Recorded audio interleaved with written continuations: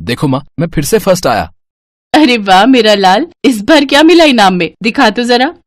ये देखो माँ, इस बार तो पिछली बार से भी बड़ी ट्रॉफी मिली है मुझे। हाँ रे, सच में ये तो बहुत बड़ी है। पर माँ, हम इसे रखेंगे कहाँ? कहाँ रखेंगे मतलब? वहीं रखेंगे जहाँ बाकी के इनाम रखे हैं।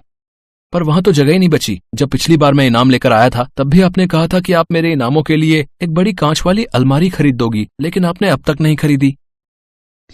मेरे लाल, तू तो मेरी हालत जानता है ना। तू अच्छे से पढ़ लिख जा, फिर जब तू खूब सारे पैसे कमाएगा ना, तब एक बड़ा सा घर लेना जिसमें ढेर सारे कमरे होंगे, और फिर एक कमरे में हम बस तेरे इनाम ही रखेंगे। ठीक, अब खुश? हाँ माँ, फिर देखना आप, मैं पूरा कमरा इनामों से भर दूंगा। हाँ मेरे बच्चे।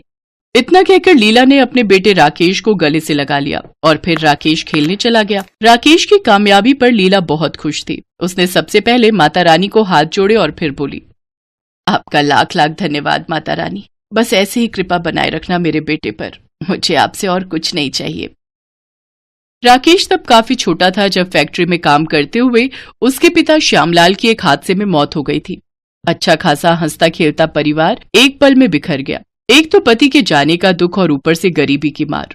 बड़ी मेहनत से सिलाई का काम करके और अपने खर्चों में कटौती करके लीला ने राकेश को पाला पोसा और बड़ा किया। लीला खुद तो कम में गुजारा कर लेती थी, लेकिन राकेश को अच्छे स्कूल में ही पढ़ा रही थी। उधर राकेश भी अपनी माँ का संघर्ष जानता था, इसीलिए वो भी दिल लगाकर पढ़ाई करता था और हर साल अपनी क्लास में फर्स्ट आता था। लीला के मन में माता रानी के प्रति अटूट श्रद्धा थी और माता रानी भी उसकी हर मुराद पूरी करती थी। फिर एक शाम, कहाँ रह गया था? इतनी देर क्यों हुई तुझे? हाँ, वो दोस्तों के साथ खेल रहा था माँ। देख, मैं तेरा कब से इंतजार कर रही थी। कोई काम है क्या माँ? मुझे बताओ, अभी फटाक से कर दूंगा। हाँ ले, पहले ये हलवा खा ले। अरे वाह, मेरे फर्स्ट आने की खुशी में। तुझे पसंद है ना मेरे हाथ का हलवा? हाँ माँ, आपके हाथ के हलवे से अच्छा इस दुनिया में और कुछ भी नहीं। बस बस, अब चुपचाप मुंह खोल और हलवा खा आराम से। लीला के लिए अब राकेश ही सब कुछ था, तो राकेश भी अपनी माँ से बहुत प्यार करता था। ऐसे ही वक्त गुजरता गया और राकेश स्कूल के बाद अपने कॉलेज में भी हर साल टॉप करता रहा। यहाँ तक कि कॉलेज के आखिरी साल में तो उसने पूरी यूनिवर्सिटी में टॉप किया। और फिर माँ कहाँ हो? हाँ हाँ, मैं जानती हूँ कि तू फिर से फर्स्ट आया है ना। अरे वो छोड़ो माँ, एक बहुत ही बड़ी बात बतानी है आपको। अच्छा, तो फिर बता ना जल्दी। माँ, मैंने सिर्फ टॉप नहीं किया है, पिछले महीने जो हमारी यूनिवर्सिटी में प्लेसमेंट वाले आए थे ना। कौन? वो लोग जिन्होंने तेरा इंटरव्यू लिया था? हाँ हाँ वही माँ, पता है, उन लोगों ने तो मुझे उसी दिन चुन लिया था। बस वो मेरे रिजल्ट का इंतजार कर रहे थे, और जैसे ही मेरा रिजल्ट आया तो उनकी तरफ से मुझे ये लेटर दिया गया है। अच्छा, और क्या लिखा है इसमें? ये उनकी तरफ से जॉब का ऑफर लेटर है माँ। उन्होंने मुझे अच्छा ऑफर दिया है। अब सैलरी बताऊं कितनी दे रहे हैं? कितनी? पूरे 1 लाख रुपए। अरे वाह, साल के 1 लाख तो मतलब महीने के? ओ माँ, 1 लाख साल के नहीं, महीने के। पूरे 12 लाख का सालाना पैकेज है। अच्छा, तू सच बोल रहा है? हे माता रानी, ये सब आपकी कृपा है। सुन राकेश, आज की आज तू जाकर पंडित जी से बात कर ले। मुझे इस नवरात्रि पर माता रानी का जगराता करवाना है। हाँ माँ, जगराता तो करवा लेना आप, पर एक बात और है जो आपको बतानी थी। हाँ तो बता ना बेटा, क्या बात है? माँ, ये जॉब ज्वाइन करने के लिए मुझे लंदन जाना पड़ेगा। मेरी प्लेसमेंट वहीं के लिए हुई है। अरे तो इसमें क्या परेशानी है? तू चिंता मत कर, मैं तुरंत बस पकड़कर तेरे पास आ जाया करूंगी जब तू कहेगा। अरे मेरी भोली बाली माँ, लंदन यूके की राजधानी है और विदेश बस से नहीं, हवाई जहाज से जाना पड़ता है। राकेश की बात सुनकर लीला का दिल थोड़ा परेशान हो गया। उसने कभी राकेश को खुद से दूर नहीं होने दिया था, मगर फिर भी राकेश के बेहतर भविष्य के लिए उसने अपनी चिंता को चेहरे पर नहीं आने दिया और राकेश को खुशी खुशी लंदन भेज दिया। राकेश विदेश जाकर भी बिल्कुल नहीं बदला। वो जी लगाकर अपनी नौकरी करने लगा।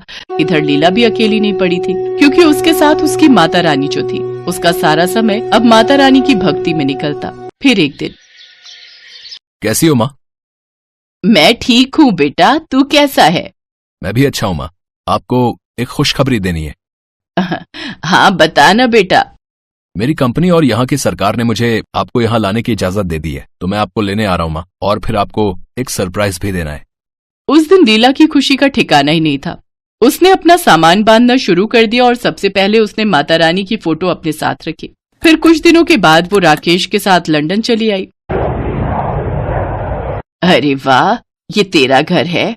नहीं माँ, ये हमारा घर है। माता रानी की कृपा से ये घर खरीद लिया है, और पता है ऊपर वाला कमरा पूरा इनामों से भरा हुआ है।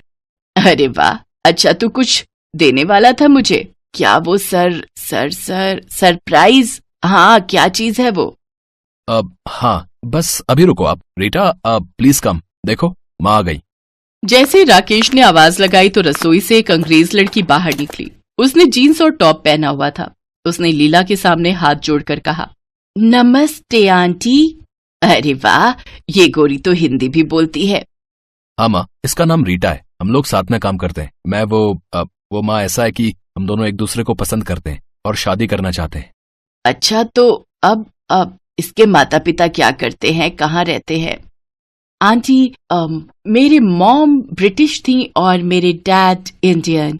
फिर कई साल पहले वो लोग अलग हो गए। मैं अपने डैड के साथ रहती हूँ। लीला अपने बेटे की आंखों में रीटा के लिए प्यार साफ देख सकती थी, सो उसने उन दोनों की शादी के लिए हाँ कर दी। दोनों की शादी हिंदू रीति रिवाज से हुई और फिर ठीक 1 साल बाद लीला दादी भी बन गई। उसे एक प्यारा सा पोता भी मिल गया था और अब लीला का परिवार पूरा हो गया था। रीटा और राकेश ऑफिस जाते और लीला सारा दिन अपने पोते का ख्याल रखती। बाकी सब ठीक था, लेकिन लीला की पूजा और व्रत वगैरह को लेकर रीटा को दिक्कत थी। फिर एक दिन जब लीला सुबह सुबह माता रानी की पूजा कर रही थी, ठीक उसी वक्त रीटा अपने कमरे में राकेश से, ओफो रॉकी, तुम अपनी मॉम को समझा दे क्यों नहीं? ओ गॉड, सोने नहीं देती है। एक तो सैम सारी रात जगाता है, ऊपर से उसकी दादी सुबह सुबह। प्लीज ये नॉइज बंद करवाओ ना। इससे पहले कि राकेश रीटा से कुछ कहता, हाथ में पूजा की थाली लिए लीला वहां आ गई। बहू, पूजा पाठ के लिए ऐसा नहीं कहते। माता रानी की हम पर बड़ी कृपा रही है बेटी, ये सब उनका ही तो दिया हुआ है। सॉरी मॉम, पर ये सब किसी का दिया हुआ नहीं है, बल्कि रॉकी और मैंने कमाया है मेहनत करके। लीला समझ गई थी कि रीटा को समझाने का कोई फायदा नहीं था। ऐसे ही कई साल बीत गए। हर साल लीला नवरात्रि के व्रत रखती तो रीटा को उससे भी परेशानी होती, क्योंकि नवरात्रि के 9 दिनों तक घर में हर चीज बड़े नियम के साथ होती थी। खाने में प्याज लहसुन नहीं पड़ता था। सबको हर सुबह जल्दी उठकर माता रानी की पूजा करनी होती थी और रीटा को ये सब बिल्कुल पसंद नहीं था। फिर एक बार ठीक नवरात्रि के मौके पर लंदन में भयंकर सर्दी का मौसम था। बाहर इतनी बर्फ पड़ी कि सबके घर काफी हद तक बर्फ से ढक चुके थे और कोई भी अपने घर से बाहर नहीं निकल पा रहा था। और ठीक उन्हीं दिनों राकेश और रीटा के बेटे सैम की तबीयत अचानक बिगड़ गई। सर्दी से उसे निमोनिया हो गया। Please do something Rocky, call the ambulance. मैंने बुलाया था रीटा, बट दे टोल्ड कि वो नहीं आ सकते, हर तरफ बर्फ है। I don't know, air ambulance बुलाओ, come on. Not possible Rita, snowfall अभी भी हो रहा है। तो क्या मेरे बेटे को ऐसे ही छोड़ दोगे तुम? राकेश कुछ तो करो प्लीज। रीटा को रोते हुए देखकर लीला से रहा नहीं गया। उसने फौरन अपने पोते सैम को गोद में उठाया और उसे माता रानी की मूर्ति के पास ले गई। उसने माता रानी को चढ़ाया प्रसाद उसे खिलाया और जो ज्योत उसने माता रानी के लिए जलाई थी, उसी ज्योत के तेल से उसकी छाती पर मालिश करने लगी। रीटा लीला को रोकने के लिए आगे बढ़ी, पर इस बार राकेश ने उसका हाथ पकड़कर उसे रोक लिया। पूरी रात लीला अपने पोते को लेकर माता रानी के सामने बैठी रही और माँ से उसे ठीक करने की प्रार्थना करती रही। उधर रीटा सिर्फ ये सब कुछ होते हुए देख सकती थी। सुबह किसी तरह बर्फ हटवाकर राकेश एक डॉक्टर को घर लेकर आया और फिर, doctor please see my child. Not to worry, he is absolutely fine. No really, but ये हुआ कैसे? माता रानी की कृपा से। इतना कहकर राकेश रीटा की तरफ देखकर मुस्कुराने लगा और रीटा भी सब समझ गई। वो फौरन घर के मंदिर में गई जहाँ लीला पहले से बैठी हुई थी। रीटा ने आगे बढ़कर सबसे पहले माता रानी को प्रणाम किया और फिर लीला से बड़े प्यार से बोली, मॉम, आज नवमी है ना, तो कन्या पूजन के लिए प्रसाद कैसे बनाते हैं, आप मुझे सिखाएंगी ना? इसके बाद से हर साल रीटा माता के 9 नवरात्रों के व्रत रखने लगी और अपने हाथों से प्रसाद बनाकर 9 कन्याओं को उनका भोग लगाती।